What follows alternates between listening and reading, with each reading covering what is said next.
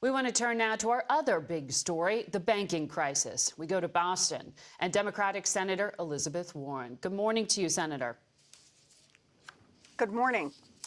We saw this multi-billion-dollar attempt by the biggest banks to shore up one of the regional banks, First Republic. And even that hasn't stopped the anxiety in the banking sector right now. Do you think that in order to stop the bleeding, one of those big banks, too big to fail, needs to be able to buy up that smaller bank? So I think that right now what we're trying to do is figure out the different ways to shore up these banks. But the best way to understand that is to go back to what caused the crisis to begin with.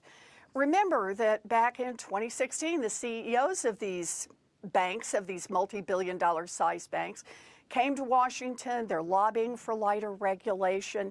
Donald Trump ran for president saying he would lighten the regulations on these banks. He then was elected. He appoints regulators who lightened the regulations on these banks. Donald Trump then went to Congress and he said, pass laws to make it easier for them to lighten the regulations on these banks even more. And then Jerome Powell just literally took a flamethrower to these regulations in order to make them less and less effective. Well, I'm talking about the crisis that we're in right now, though.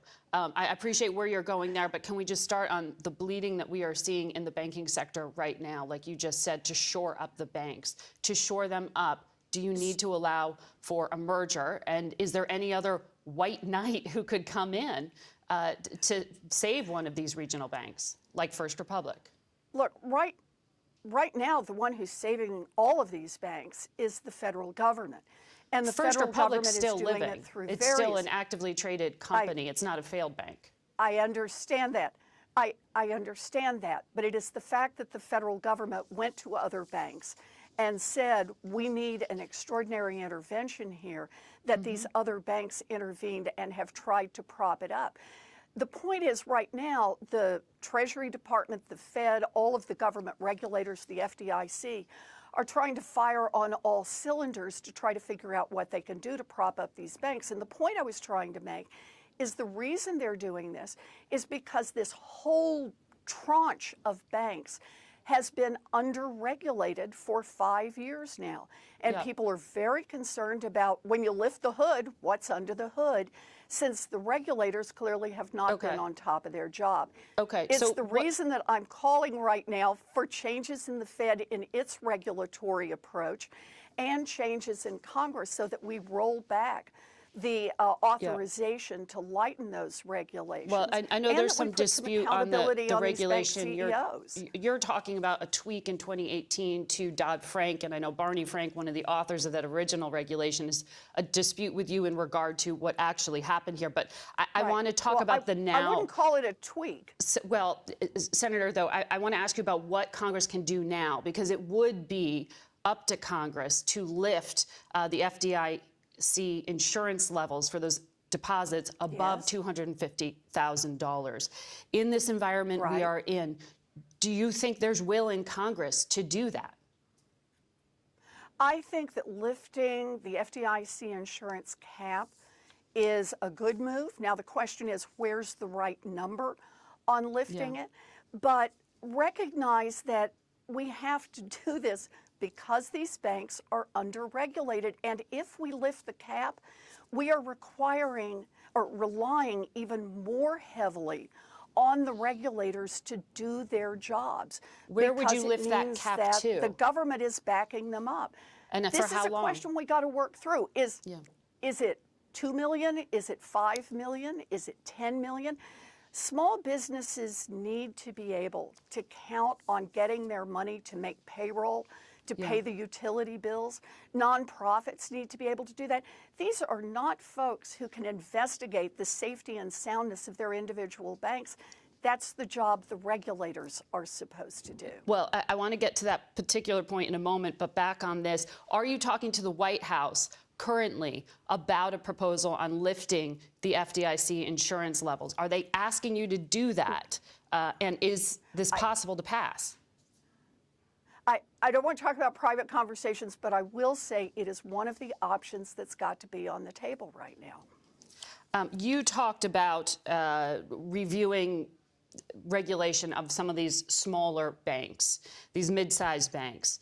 The bill you are putting forward would also put in stress testing on institutions with more than $50 billion in assets. For them to carry out stress tests, as the big banks are required to do, that's a lot of money. In fact, the Wall Street Journal says a program like that can cost a bank between $150 to $250 million apiece. Wouldn't that force these small banks out of business? You know, or into the arms of one of the bigger banks? I want you to think about what that means. When you describe these as smaller banks, keep in mind, we are talking about SVB, a $200 billion bank. We're talking about the threshold here is $50 billion. And I want to put it this way. If they can't afford to have someone look at them and ask questions like, did you offset the risk that interest rates would not always stay at historic lows? Do you have enough capital in order to keep this bank solvent? And basic questions like that, then this bank has serious problems. And this is the difficulty we've got. They inject risk into the system. Remember, Gary Becker came to Congress and said, you need to lighten regulations on banks like mine because we pose no risk. What we have clearly discovered is they do pose risk, and that means they need to be carefully supervised. Jerome Powell needs to turn around 180 degrees and put these banks under more careful scrutiny. And Congress needs to toughen the regulations. Understood. Let's talk about that. We also need to hold these bank executives. Let's talk about that with the Fed and what the regulators are supposed to be doing with that oversight. There were already, requirements and public disclosures here, and there were flashing red lights. In December, SVB reported to the SEC it had no interest rate hedges on its bond portfolio. In March, the San Francisco Fed, this is publicly available, noted the banks in that district had the largest pace of decline in withdrawals in the country, perhaps due to higher exposure to accounts above $250,000. So this was already out there in the public space. Why didn't the chief regulator in Silicon Valley area, the San Francisco Federal Reserve, act here? Do you have confidence in its president, Mary Daly? No, I do not. The Fed should have acted, both the San Francisco Fed and the Federal Reserve Bank. Remember, the Federal Reserve Bank and Jerome Powell are ultimately responsible for the oversight and supervision of these banks. And they have made clear that they think their job is to lighten regulations on these banks. We've now seen the consequences. But these were regulations that were being publicly reported. I mean, this was missing signals of what's out there. Do you think then, what's the consequence for regulators in San Francisco and Washington? So, look, this is the point I've been trying to make all along. Jerome Powell has said that all he wants to do is lighten regulations on the banks. I opposed him as chairman of the Federal Reserve Bank precisely for that reason. I said he was a dangerous man to have in this position.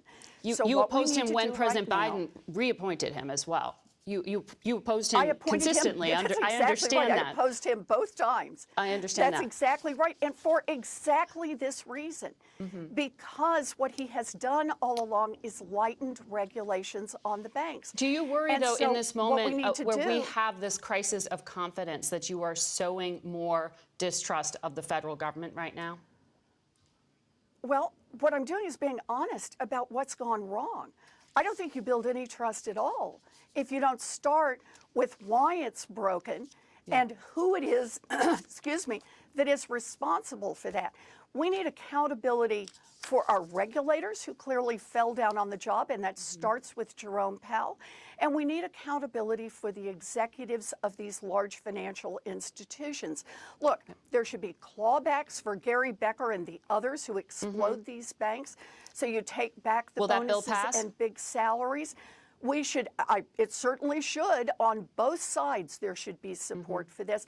And we should also bar them from ever being in banking again. We do that with stockbrokers. We should do the same thing with bankers. Elizabeth Warren, thank you very much, Senator, for your time. Thank you.